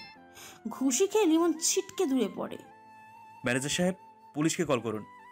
Okay sir. তুই এই অ্যাক্সিডেন্ট করেছিস তাই না? তোকে তো আজ আমি মেরেই ফেলবো। এই বলে নির্ঝর লিমনকে বুকে লাথি মারে। বিশ্বাস করুন স্যার, আমি কিছুই করিনি। তোর মতো জানোয়ারকে বিশ্বাস করবো? তার কিছুক্ষণ পরে অফিসে পুলিশ চলে আসে। নিজের পুলিশকে সব খুলে বললে লিমনকে ধরে নিয়ে যায়। ম্যানেজারকে সব বুঝিয়ে লিমন আর 1 মিনিটও দেরি না করে দ্রুত পায়ে অফিস থেকে বের হয়ে সোজা হসপিটালে চলে আসে। গাড়ি থেকে নেমেই হসপিটালে ঢুকে দেখে সাহেলা কান্না করছে। সাহেলা দ্রুত এসে নির্ঝরকে জড়িয়ে ধরে। কি থেকে কি হয়ে গেল? দুজনেই তো বাসা থেকে বেশ হাসি খুশি বের হয়েছিল। আমার আনায়া কোথায়? তাকে তোমরা পেয়েছো? নির্ঝর কিছু বলে না, মাথা নিচু করে রাখে। এত কিছু সহ্য করতে না পেরে সাহেলা নির্ঝরের বুকেই অজ্ঞান হয়ে ঢলে পড়ে। আন্টি, আন্টি চোখ খুলুন আন্টি। দ্রুত সাহেলাকে ভর্তি করানো হয়। আরিফ পাথরের মতন বসে আছে। নির্ঝর আরিফের পাশে বসে। আঙ্কেল চিন্তা করবেন না, সব কিছু ঠিক হয়ে যাবে। দেয়ালে বড় একটা ছবির দিকে তাকিয়ে চোখের পানি ফেলছে আর বলছে, প্লিজ চলে এসো আমার কাছে। আমি যে আর পারছি না, খুব কষ্ট হয় তুমি ছাড়া। এমন মনে হয় তুমি ছাড়া একা বেঁচে থেকে কী লাভ। প্লিজ ফিরে এসো আমার কাছে। নিজের কাছে কারোর হাত পড়তে পিছন ফিরে দেখে নির্ঝর দাঁড়িয়ে আছে। এখনো তুই সেই পুরনো স্মৃতি মনে করে কেন নিজেকে কষ্ট দিচ্ছিস? কোথায় না কোথায় খুঁজেছি আনায়াকে, দুটো বছর কেটে গেছে, তারপরও তুই আনায়ার স্মৃতি নিয়ে বেঁচে আছিস। আর তুই নিজের কি হাল করেছিস দেখতো। প্লিজ আহান, এইভাবে থাকিস না। তোকে এইভাবে দেখতে ভালো লাগে না। আমরা সবাই আগের আহানকে চাই। আগের আহান তো অনেক আগেই মারা গেছে। আগের আহান আর এখনকার আহানের সাথে কোনোই মিল নেই। তাদের কথার মাঝে ছোট্ট কিউট একটা মেয়ে এসে বাবা বাবা বলে ডাকতে থাকে। নির্ঝর পিছন ঘুরে দেখে তার মেয়ে ঝর্ণা দিয়ে আসছে। আরে মামুনি, তুমি ঘুমাওনি? মামুন কোথায়? এই তো আমি এখানে, তোদের ডাকতে আসলাম। চল ডিনারটা করে নেই। ঝর্ণা দৌড়ে গিয়ে আহানকে জড়িয়ে ধরে। আহান ঝর্ণাকে কোলে তুলে নেয়। এভাবে তাকিয়ে আছো কেন? কিছু কি বলবে? তোমাকে এইভাবে ভালো লাগে না, তুমি দাড়িগুলো কেটে ফেলো। ঝর্ণার কথায় আহান মুচকি হাসে। ওকে মামুনি, কেটে ফেলবো বলে আহান ঝর্ণাকে নিয়ে রুম থেকে বের হয়ে নিচে চলে যায়। আর এদিকে নির্ঝর তোহার দিকে তাকিয়ে, আবার কবে যে আহানের মুখে হাসি দেখতে পারবো বলে দীর্ঘ একটা নিঃশ্বাস ছাড়ে। আপনি চিন্তা করবেন না, সব ঠিক হয়ে যাবে। চলুন, অনেক রাত হয়েছে। এই বলে দুজনেই আনায়ার ছবির দিকে তাকিয়ে রুম থেকে বের হয়ে যায়। সাদা ধবধবে তুলতুলে বিছানায় হাত পা ছড়িয়ে ছিটিয়ে ঘুমিয়ে আছে দুষ্টু মিষ্টি একটা মেয়ে। আজ যেন তার ঘুম ভাঙতেই চাইছে না। এত সকাল হয়ে যাওয়াতেও মেয়েটার রুমে এসে হাজির হয় তার ভাবি সূচনা। সূচনা রুমে এসে দেখে এখনো উপুর হয়ে হাত পা ছড়িয়ে ঘুমিয়ে আছে। তাই সে মনে মনে বলে, উফ আল্লাহ, এই মেয়েকে নিয়ে আর পারি না। তাড়াতাড়ি করে বড় থাইকালেসটা সরিয়ে দিতেই সকালের মিষ্টি রোদ এসে মেয়েটার মুখে পড়তেই চোখ মুখ কুচকে ফেলে। এই কাণ্ড দেখে সূচনা রেগে বলে, আরও আরও এই আরুর বাচ্চা, অনেকটা সকাল হয়ে গেছে, ঘুম থেকে উঠিস না কেন? কে রে, কথা কি তোর কানে যায় না? তার মানে আজ তুই ঘুম থেকে উঠবি না? দাঁড়া, এক্ষুনি তোকে ঘুম থেকে উঠাচ্ছি। বলে এক মগ পানি এনে আরোহীর মুখে ঢেলে দেয়। ও আল্লাহ গো, কে কোথায় আছো? তাড়াতাড়ি এসে দেখে যাও, বাড়ির ছাদ ফুটো হয়ে বৃষ্টি পড়ছে। একটু পরেই আমার উপর ছাদ ভেঙে পড়বে। ওই নটাঙ্কি, বাড়ির ছাদ ফুটো হয়নি, আমি তোর উপর পানি ঢেলে দিয়েছি। সে কখন থেকে তোকে ডাকছে, তোর তো ওঠার নাম নেই। ভাইয়া! আরোহীর চিৎকার শুনে পাশের রুম থেকে একজন সুদর্শন ছেলে দৌড়িয়ে আসে। ছেলেটা আর কেউ না, রহমান গ্রুপ অফ ইন্ডাস্ট্রির মালিক পিয়াস রহমান। আরোহীর রুমে এসে দেখে তার বোন কাক ভেজা হয়ে আছে। তা দেখে পিয়াস শব্দ করে হেসে দেয়। কিরে, তুই এভাবে কাক ভেজা হয়ে বসে আছিস কেন? ভিজে আছি কেন জানো? তোমার গুণধর বউ আমাকে ভিজিয়েছে। সূচনা, তুমি এ কাজ করছো? এখন যদি আরোহী তার রেসিপি বলা শুরু করে তাহলে কিন্তু আমি আজ বাঁচবো না। আজ তুমি আমাকে ভেজালে ভাবি, চিন্তা করো না, তোমাকে আজকে আমার হাতের স্পেশাল ইঁদুরের মাংস দিয়ে মূলা তরকারি রান্না করে খাওয়াবো। আর হ্যাঁ, সাথে ব্যাঙের বোরহানি। ইয়াকছি, তোর এই অদ্ভুত রেসিপিগুলো বন্ধ কর। তোর এই রেসিপি শুনে আশেপাশে মেহমানরা আমাদের বাড়িতে আসে না। আমি ফেমাস বলি তো আসে না। তোর দাঁতকালানি বন্ধ করে তাড়াতাড়ি ফ্রেশ হয়ে আয়। এই তো ভাবি, এখনই যাচ্ছি। বলে আরোহী বিছানা ছেড়ে দৌড়ে ওয়াশরুমে চলে যায়। তার যাওয়ার দেখে দুজনেই হেসে দেয়। দুটো বছর কেটে গেছে, এখন আমরা আরোহীর আসল পরিচয় জানি না। কোথায় না কোথায় এই 2 বছরে আরোহীর পরিবারকে খুঁজেছি, কিন্তু কোথাও তাদেরকে পাইনি। আচ্ছা, আমি আরোহীকে যদি জিজ্ঞেস করি তার অ্যাক্সিডেন্ট কি করে হলো, তার নাম কি, তার পরিবারে কে কে আছে, তাহলে? তুমি তো জানো ডাক্তার আঙ্কেল কি বলেছিল, আরোহীকে তার পুরনো স্মৃতি মনে করানো যাবে না, এতে আরোহীর সমস্যা হতে পারে। ও নিচে থেকে ওর পুরনো কথা মনে করুক। আমি মন থেকে চাই সূচনা আরোহী তার পরিবারের কাছে ফিরে যাক। আচ্ছা, এসব বাদ দাও, চলো আমার অফিসে যেতে হবে। আজকে আমার জন্য লাকি। লাকি মানে? অনেক বড় বিজনেসম্যানের সাথে আজকে দেখা করতে যাব, তার সাথে পার্টনারে কাজ করার জন্য। নাম কি তার? খান গ্রুপ অফ ইন্ডাস্ট্রিজের মালিক আরিফ রেজন খানের একমাত্র বড় ছেলে আহান রেজন খান, তার সাথে দেখা করতে যাব। শুনেছি নিজের দেশ ছেড়ে এই আমেরিকাতে পরিবার নিয়ে থাকে। ও আচ্ছা, তুমি রেডি হয়ে এসো, আমি টেবিলে নাস্তা দিচ্ছি। বলে সূচনা চলে যায় আর পিয়াস দেয়ালে আরোহীর ছবি দেখে দীর্ঘ একটা নিঃশ্বাস ছাড়ে। খান ভিলা। ঝর্ণা দাঁড়াও বলছি, দাঁড়াও ঝর্ণা। উফ আল্লাহ, এই মেয়েকে নিয়ে পারি না। পারলে আমাকে ধরো। এই বলেই দৌড় দিতে গেলে আহান ধরে ফেলে। মাম্মাকে এত জ্বালাও কেন? খাবারটা খেয়ে নাও। আমার খেতে ভালো লাগে না। তুমি কোথায় যাচ্ছ? আঙ্কেল, আঙ্কেল অফিসে যাবে না মামুনি? তুমি চলো, খাবারটা খেয়ে নাও। স্যার আসুন, আমি আপনার খাবার টেবিলে দিচ্ছি। তোমাকে না কতবার বলেছি আমাকে স্যার বলবে না। সরি, তুমি এসো, আমি টেবিলে খাবার দিচ্ছি। নির্ঝর কোথায়? এই তো আমি রেডি, চল এখন। তুই যা, আমি মার সাথে দেখা করে আসি। বলে আহান চলে যায় সাহেলার রুমে। রুমে গিয়ে দেখে যে সাহেলা চুপচাপ বসে আছে। আহান তার মাকে ডাক দিতেই সাহেলা পিছন ফিরে দেখে আহান দাঁড়িয়ে আছে। সাহেলা কোনো মতে হাসি মুখে টেনে বলে, কিছু কি বলবে আহান? আহান তার মায়ের সামনে বসে দুহাত ধরে বলে, কেন নিজেকে কষ্ট দিচ্ছ মা? আনায়াকে 2 বছরে কোথায় না খুঁজেছি, কিন্তু আমার থেকে কি তুমি বেশি কষ্ট পাচ্ছ? এই 2 বছরে নিজের কি হাল করেছো? একবার নিজের দিকে কি তাকিয়েছো? এভাবে যে তোমাকে দেখতে ভালো লাগছে না। আহান, তুমি আবার বিয়ে করো, আমি আর তোমাকে এভাবে দেখতে পারছি না। মা যা বলেছ আর বলো না। আমি বিয়ে করতে পারবো না। আনায়ের জায়গা আমি অন্য কাউকে দিতে পারবো না। সরি মা। বলে আহান বড় বড় পা ফেলে রুম থেকে বের হয়ে যায়। তুমি কেন আহানকে বারবার বিয়ের কথা বলো? চোখের সামনে এভাবে আহানকে শেষ হয়ে যেতে দেখতে পারবো না। আমি তো মা, মায়েরা সবসময় চায় সন্তানটা ভালো থাকুক। আনায়া চলে যাওয়ার পর থেকে আহান একেবারে ভেঙে পড়েছে।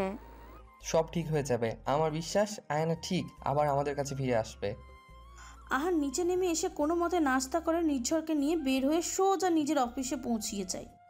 অফিসে আহান ঢোকা মাত্র সবাই যেন ভয়ে কাঁপাকাঁপি শুরু করে দেয়। আহান তার কেবিনে বসে সামনে থাকা ফাইল দেখছিল। সেই সময় ম্যানেজার আসে। May I come in sir? Yes come.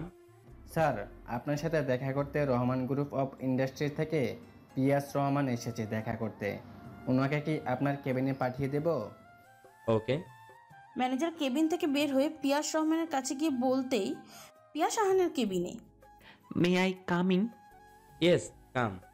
Piyas সরাসরি আহানের কেবিনে চলে আসে। কেমন আছেন মিস্টার পিয়াস রহমান?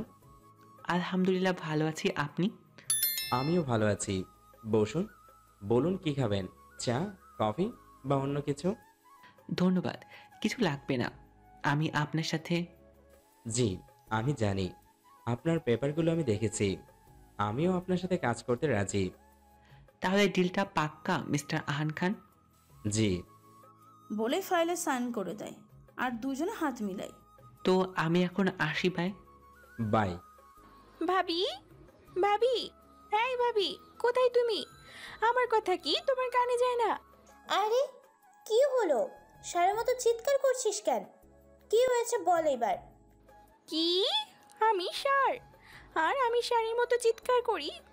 আজকে তো তোমাকে আমি বেগুন দিয়ে টিকটিকির চাটনি বানিয়ে খাওয়াবো, আর সাথে গরম ভাত, তার সাথে কুত্তা মেরে সেইটাকে সিদ্ধ করে পেঁয়াজ মরিচ লবণ ধনে পাতা আর সরিষার তেল দিয়ে ভালো করে মেখে ভর্তা বানিয়ে গরম ভাতের সাথে তোমাকে খাওয়াবো।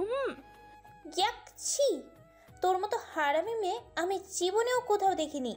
না জানি তোর আগের স্মৃতি থাকার কারণে কাদের এইসব রেসিপি খাইয়েছিস কে জানে। আগে স্মৃতি মানে? ভাবি তুমি এইসব কি বলছো?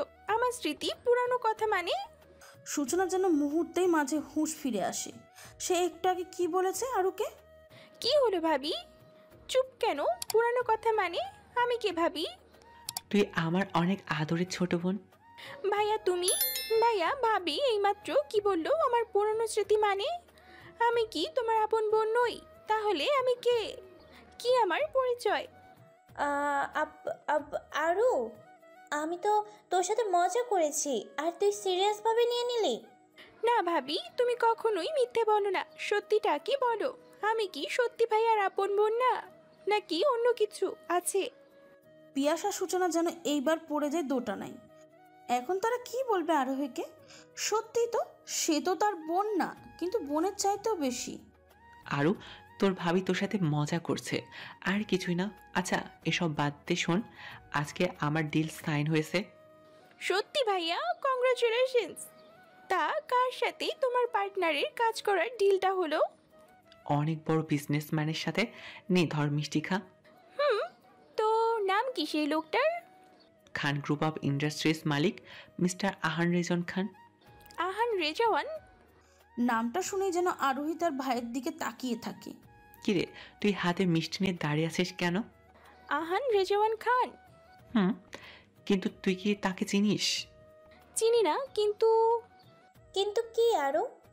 নামটা বেশ পরিচিত লাগছে বলেই আরোহী তার মাথা চেপে ধরে। আরোহীর এই অবস্থা দেখে পিয়াস দ্রুত আরোহীকে ধরে একটা চেয়ারে বসায়। মাথা যন্ত্রণা করছে নাকি? আরোহী যেন তার পুরনো স্মৃতি কিছু মনে করার চেষ্টা করছে। চোখের সামনে ঝাপসা একটা ছেলের ছবি ভেসে ওঠে, কিন্তু ক্লিয়ারভাবে ছেলেটার চেহারা বুঝে যাচ্ছে না। সুষনা আর কিছু না ভেবেই দৌড়ে পানি আর মেডিসিন এসে তাড়াতাড়ি করে আরোহীকে খাইয়ে দেয়। ঘণ্টাখানিক পর আরোহীর মাথা যন্ত্রণা কমে যায়। আরোহীকে বিছানায় ঘুম পাড়িয়ে দুজনেই তার রুম থেকে বের হয়ে আসে। পিয়াস, আমি একটা জিনিস বুঝতে পারছি না, মিস্টার আহানের নাম শুনে আরোহী কেন এমন করলো? ওনার সাথে কি আরোহীর কোনো সম্পর্ক আছে? আমিও তো কিছু বুঝতে পারছি না। আচ্ছা তোমার কি দরকার ছিল এসব কথা বলার? ডাক্তার আঙ্কেল কি বলেছে তুমি জানো না? আমরা যেন আরুকে ওর পুরনো স্মৃতির জোর করে মনে যেন না করাই। সরি, আমি বুঝতে পারিনি। আর এমন ভুল হবে না। এই দেখো, আমি কান ধরেছি, আর এমন ভুল করব না। সূচনার কাণ্ড দেখে পিয়াস শব্দ করে হেসে দেয়। পিয়াস দু হাতে বাড়ালে সূচনা দৌড়িয়ে এসে পিয়াসকে জড়িয়ে ধরে, আর এদিকে পিয়াসের মাথায় একটা কথাই ঘুরপাক খাচ্ছে, আরোহী আহানের নাম শুনে এরকম কেন করলো?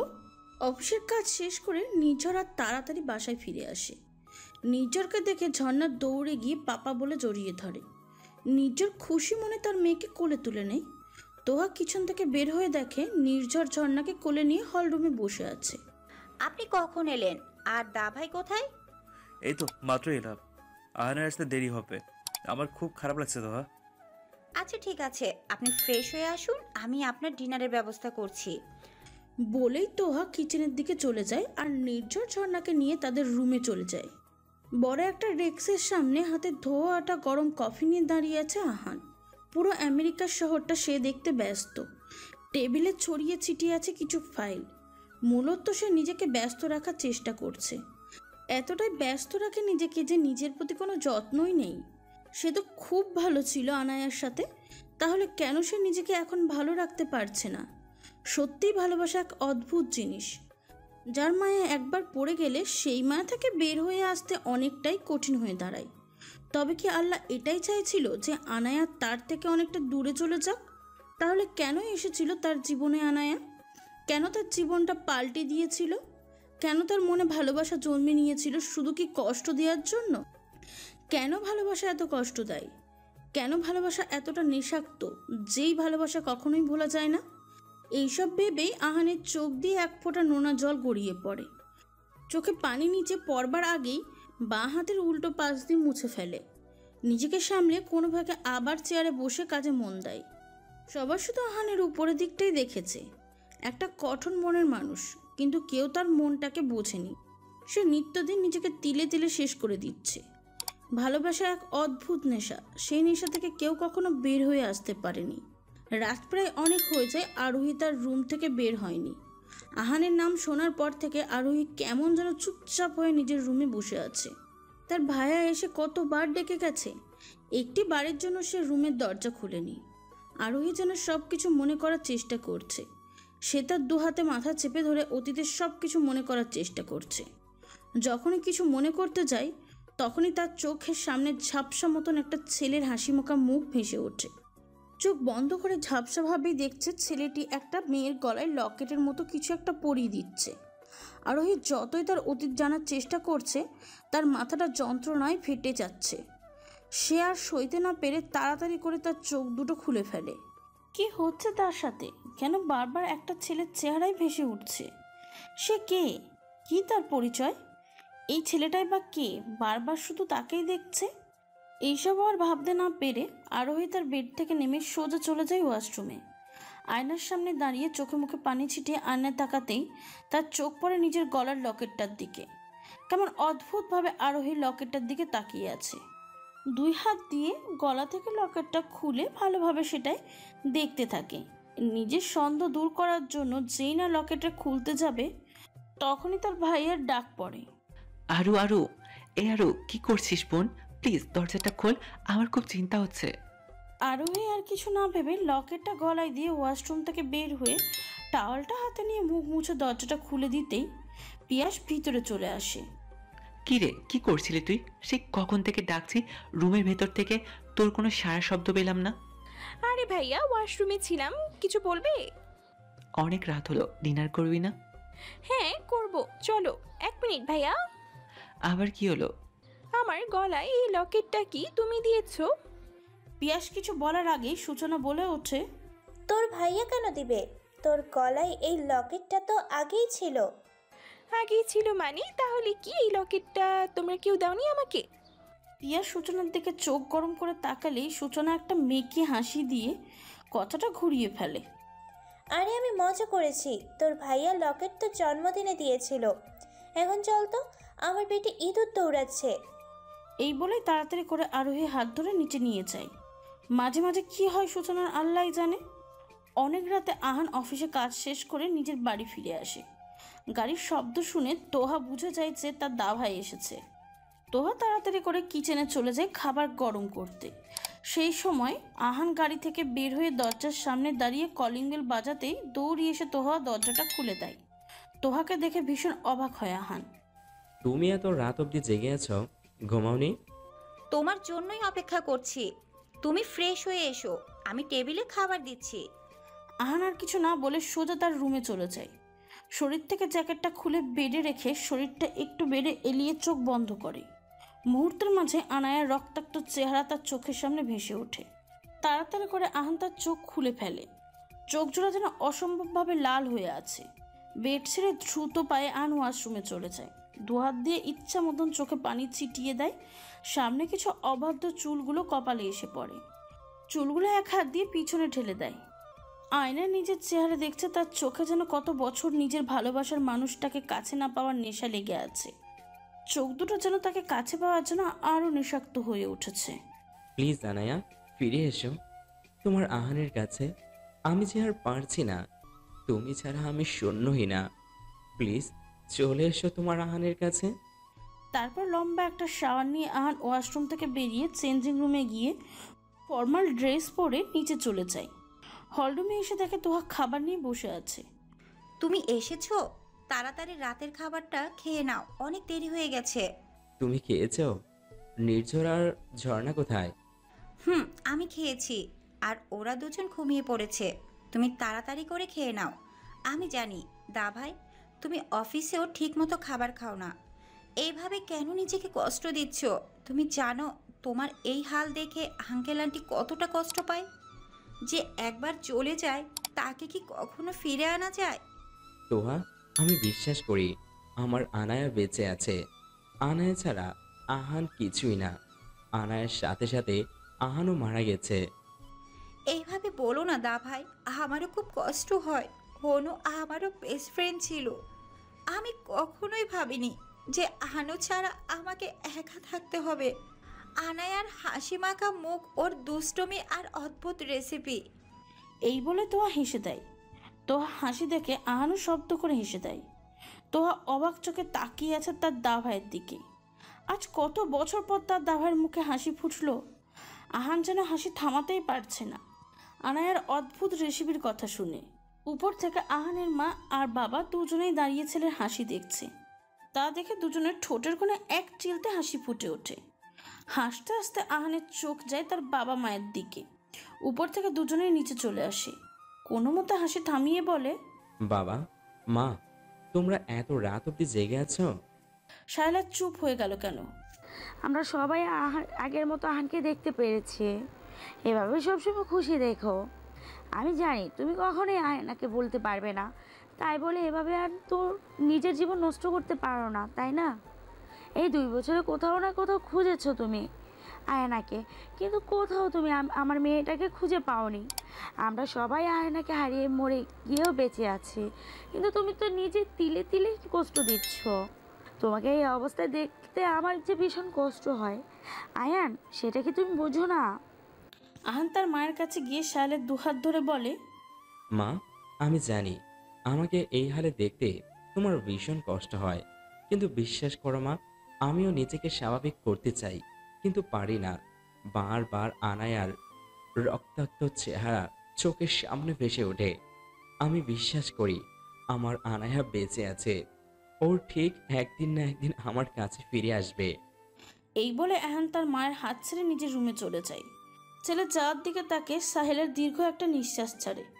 সত্যি কি আনায়া বেঁচে আছে, নাকি শুধুমাত্র তার ছেলের কল্পনা? আর এদিকে তারাও তিনজন একসাথে রাতে ডিনার সেরে আরোহী তার রুমে চলে আসে। নিজের বেডে শুয়ে উপরে ফ্যানের দিকে তাকিয়ে আছে। সত্যি কি সে তার ভাইয়ের বোন, নাকি কোনো রহস্য আছে যা তার ধরা ছোঁয়ার বাহিরে? আমি কে, আমার পরিচয় কি, আর ওই ছেলেটাই বা কে যে আমার চোখের সামনে বারবার ভেসে ওঠে? এইসব চিন্তা করতে করতে একসময় আরোহী ঘুমের রাজ্যে পাড়ি দেয়।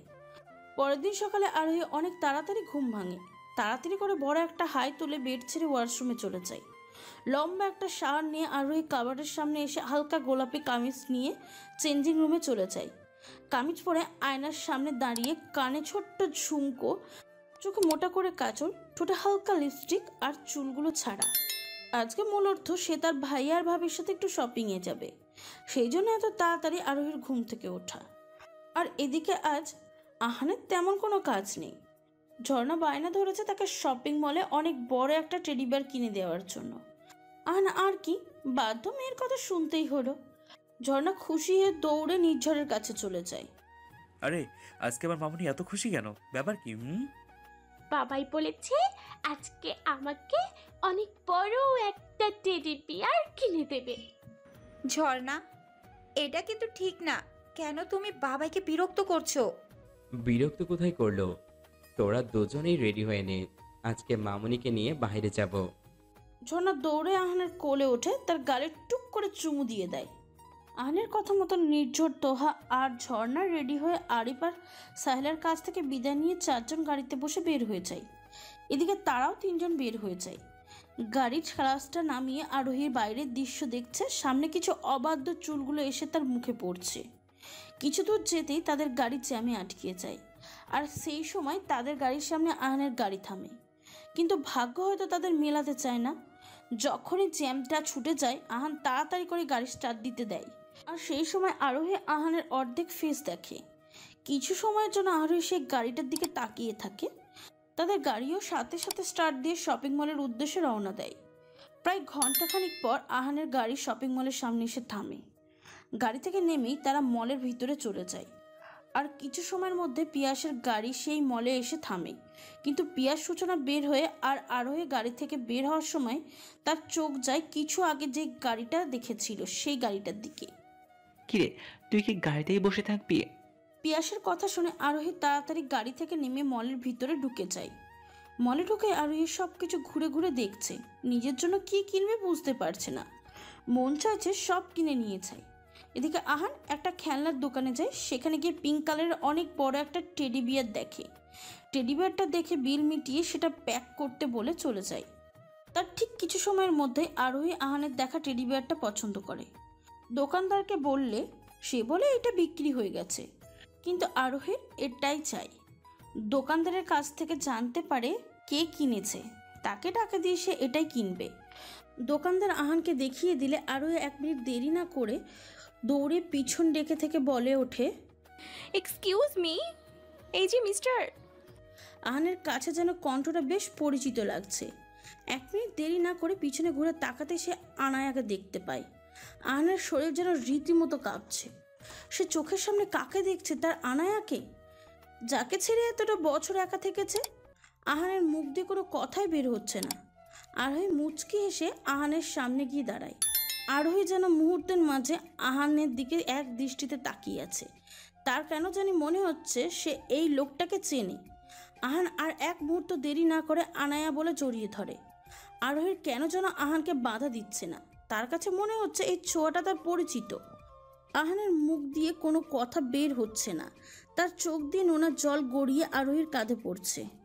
আহান আনায়াকে ছেড়ে তার কপালে, গালে, চোখে, সারা মুখে ঠোঁট ছুঁয়ে দিচ্ছে। আনায়া, তুমি বেঁচে আছো? আমি জানতাম তুমি তোমার আহানকে একা রেখে দূরে যেতে পারো না। আনায়া যেন মূর্তির মতন আহানের কথাগুলো শুনছে, আর এদিকে আহান আর আরোহীকে খুঁজতে খুঁজতে তারা দুজনকেই পেয়ে যায়। তোহা আর নির্ঝর চোখের সামনে আনায়াকে দেখে বেশ অবাক হয়ে যায়। দুজনেই দৌড়ে এসে আনায়ার সামনে দাঁড়ায়। আনো, আনো, তুই বেঁচে আছিস? আমি তো বিশ্বাস করতে পারছি না আমাদের আনো বেঁচে আছে। তাদের কথার মাঝে পিয়াস আর সূচনার সামনে এসে দাঁড়ায়। কি হচ্ছে এসব? সব যেন তাদের মাথার উপর দিয়ে যাচ্ছে। আরোহী আর কিছু সহ্য করতে না পেরে জ্ঞান হারিয়ে ঢলে পড়ে আহানের বুকে। আহান দ্রুত আনায়াকে ধরে ফেলে।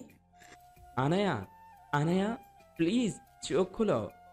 মিস্টার আহান, আরোহীকে হসপিটালে নিতে হবে।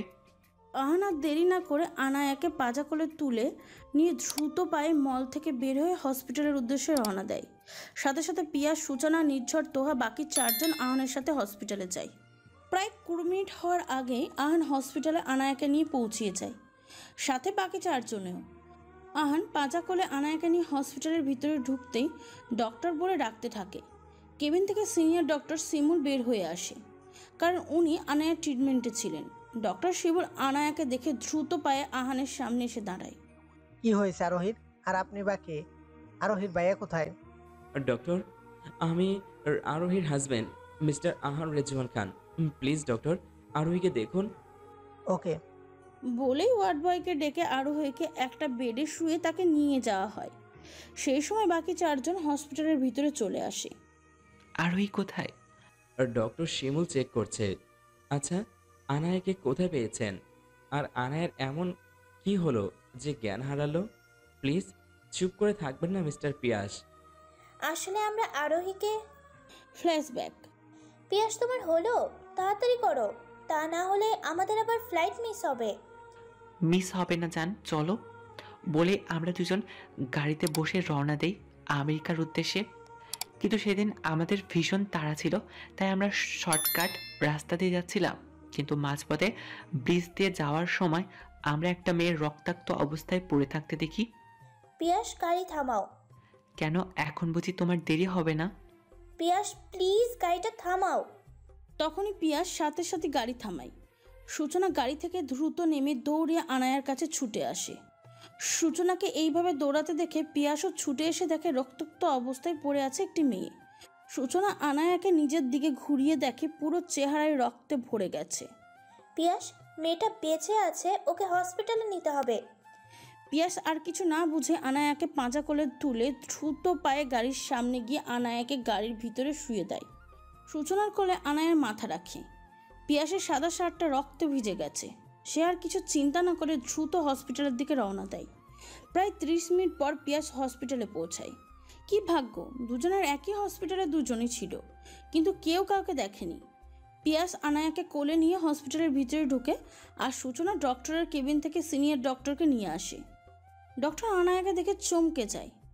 ও মাই গড, দিনে দুটো অ্যাক্সিডেন্ট। বলেই ওয়ার্ড বয়কে দিয়ে আনায়াকে বেডে শুয়ে ট্রিটমেন্টের জন্য নিয়ে যাওয়া হয়। একজন নার্স এসে পিয়াসের সামনে কিছু পেপার দেয় সাইন করার জন্য। পেশেন্ট আপনার কে হয়? পিয়াস আর সূচনা আনায়ার পরিচয় জানতো না, তাই পিয়াস বাধ্য হয়ে নিজের ছোট বোন হিসেবে পরিচয় দেয়। পেপারে আনায়ার নাম লিখতে গিয়ে পিয়াসের হাত থেমে যায়। এই মেয়ের নাম কি সে তো নিজেও জানে না। পিয়াসকে এইভাবে চুপ থাকতে দেখে বলে, আরোহী, আজ থেকে ওর নাম আরোহী রহমান। পিয়াস সূচনার কথা শুনে পেপারে আরোহী রহমান নামটা লিখে দেয়।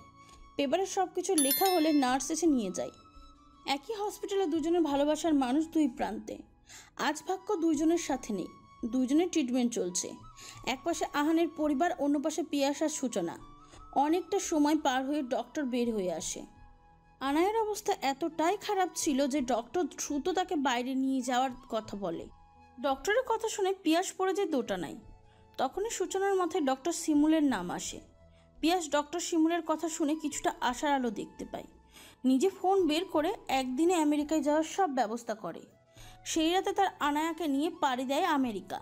আমেরিকায় এসে আনায়া ডক্টর শিমুলের আন্ডারে চলে যায়। প্রায় 1 মাসের মতন হয়ে যায় আনায়ার জ্ঞান ফিরে না, কিন্তু তার ট্রিটমেন্ট চলছিল। ডক্টর শিমুল আর পিয়াস তারা কেউ হাল ছাড়েনি, কিন্তু আনায়া যেন সব কিছু ছেড়ে দিয়েছে।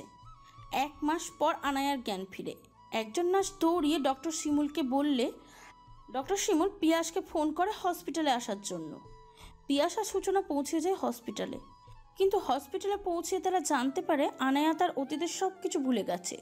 সে নিজের নাম পর্যন্ত বলতে পারছে না, কিন্তু মনে করতে গেলেই তার ভীষণ মাথা যন্ত্রণা হয়।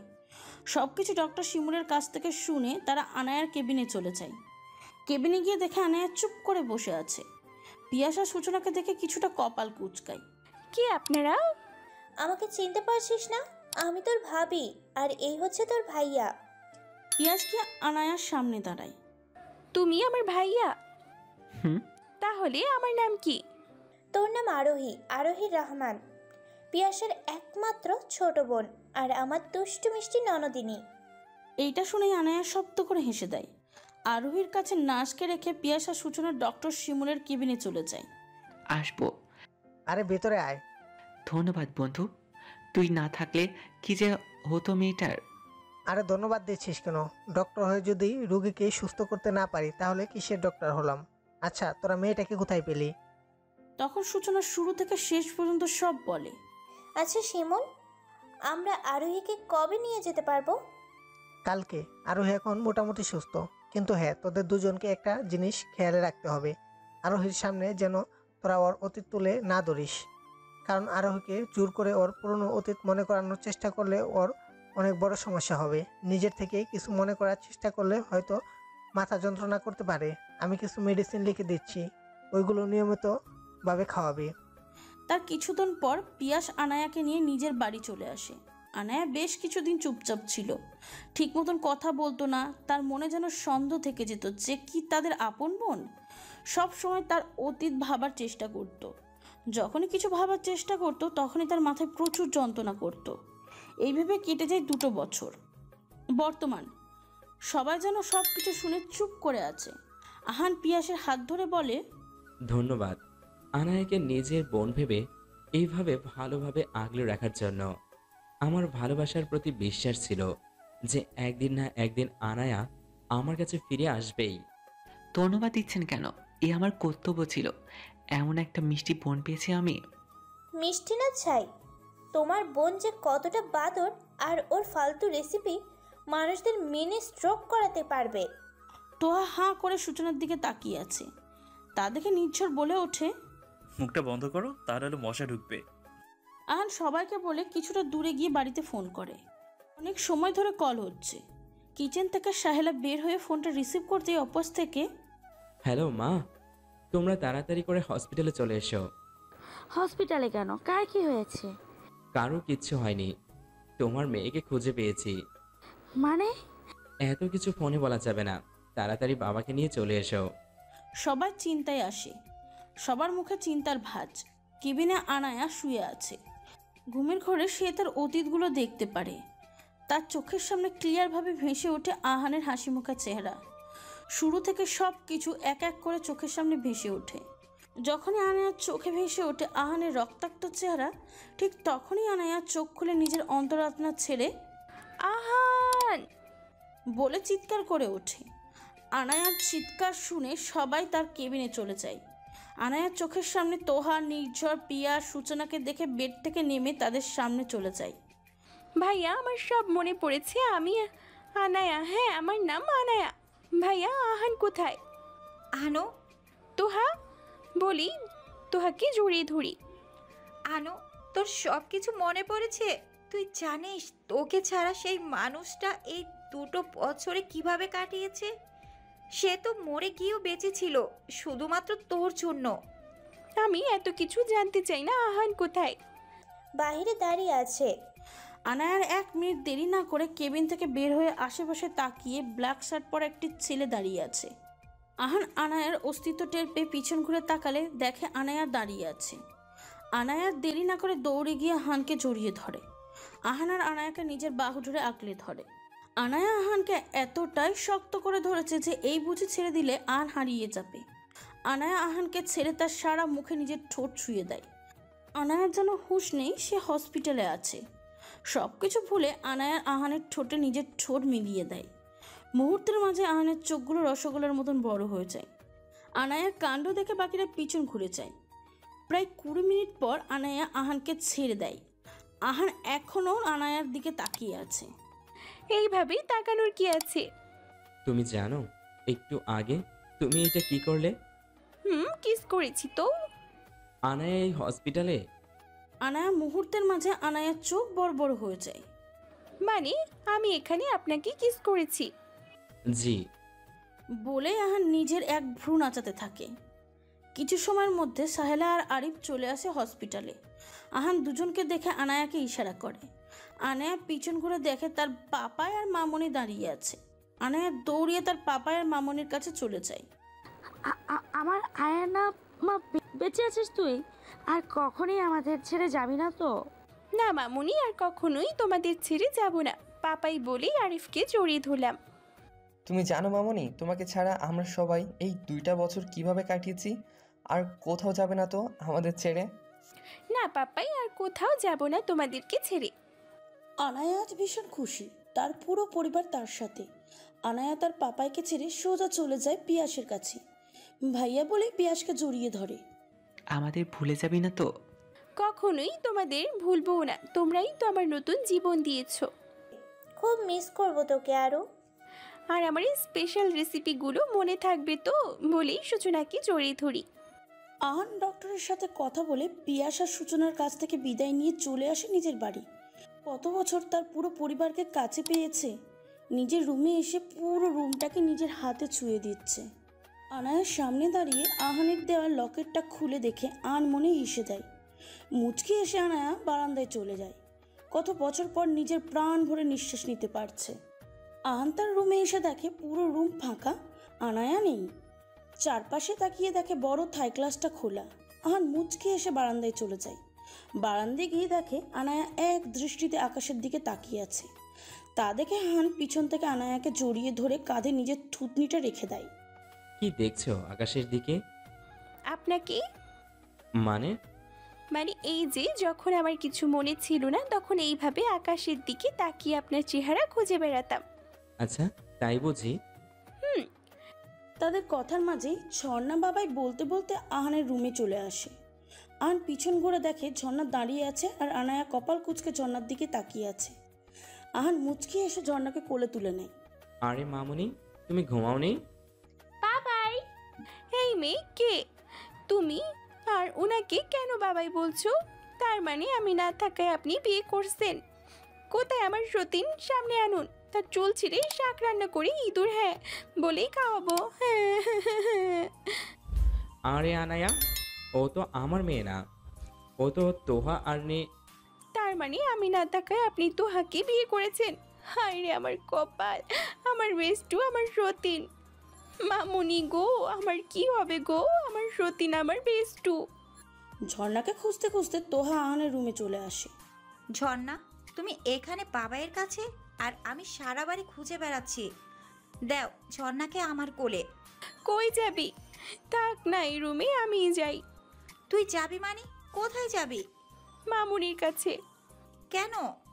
কারণটা হলো তোমাকে আমার বউ মনে করেছে আর ঝর্ণাকে আমাকে আমার মেয়ে। তুই কি পাগল হলি?